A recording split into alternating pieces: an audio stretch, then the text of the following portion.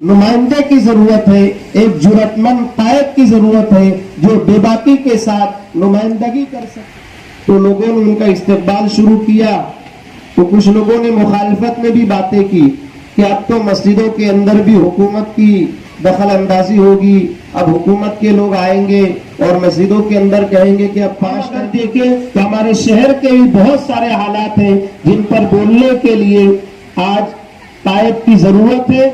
बिस्मिल्लाहिर्रहमानिर्रहीम। सदर जलसा कायदे मसले शहर अजीज के साबिक रुकन असम्बली आली जनाब आसिफ शेख रशीद साहब, नौजवान दिलों की धड़कन जनाब हाजी खालिद शेख साहब,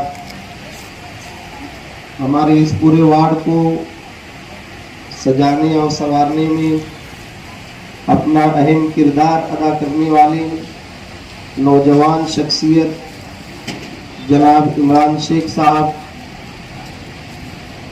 महल्ला दातार नगर व अतराफ के आइम्मा मसाजिद मुअज्जिनीन और शेख आसिफ साहब के चाहने वाले, उनसे ताल्लुक रखने वाले और शेख रशीद साहब के बहुत सारे चाहने वाले, आज का ये जलसा यूं समझ ले कि कोई सियासी जलसा नहीं है। इस शहर के अंदर जब भी कोई बड़ा तामीरी काम हुआ है,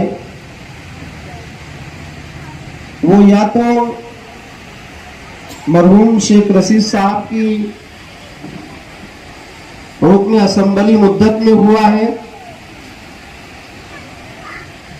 या आसिफ शेख रशीद साहब की। लेकिन इस मौके पर जो हम लोग जमा हैं, इस मौके पर ये हालात न मरहूम शेख रशीद साहब के रुकन असम्बली के हैं न आसिफ शेख रशीद साहब के।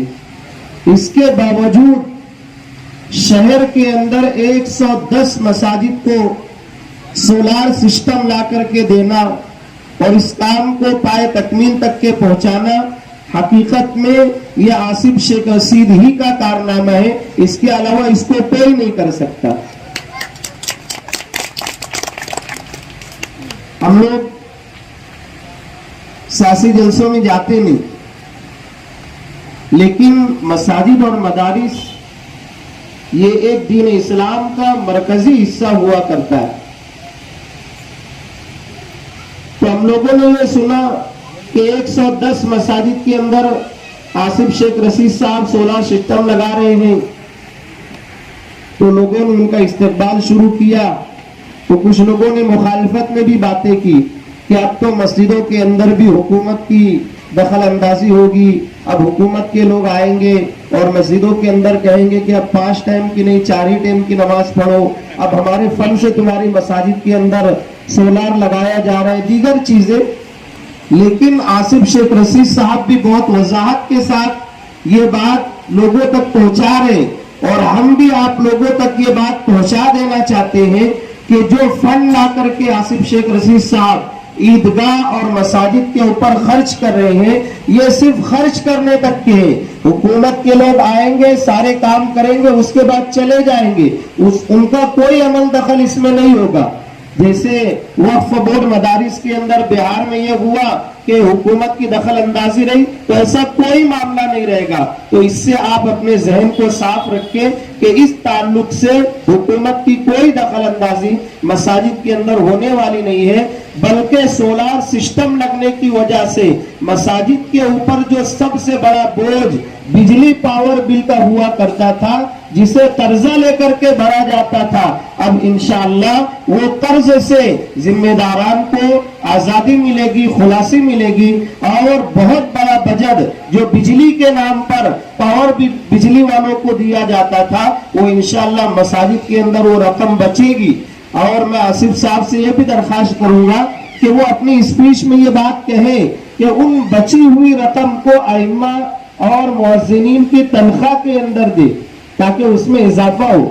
हम बोलेंगे तो ये होगा कि तुम भी तो इमाम है, तो ऐसा ना हो कि हम हमारी तरफ से बोले। तो आसिफ भाई अगर स्पीच के अंदर इसको बोलेंगे तो इंशाल्लाह इसका बड़ा फायदा होगा।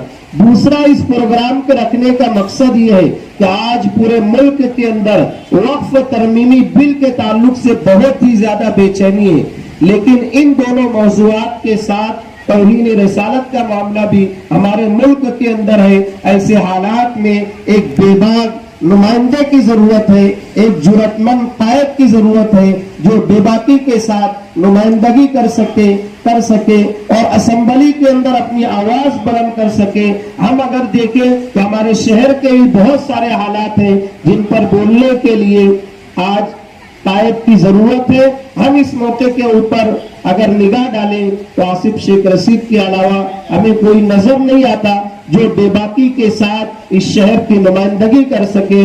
मैं इस वक्त थोड़ा बीमार भी हूँ, फिर किसी मौके से इंशाअल्लाह गुफ्तगू होगी। अल्लाह ताला इस प्रोग्राम को कामयाब फरमाए। आसिफ शेख रशीद साहब का आप साथ दे, इंशाअल्लाह वो आगे आपका और भी काम करेंगे और इंशाअल्लाह और भी ज्यादा ये शहर तरक्की करेगा। और इस तरीके से आसिफ शेख रशीद साहब हमारे शहर को जिला बना करके आगे लेकर जाएंगे। अल्लाह ताला हम सबको अमल की तौफीक अता फरमाए।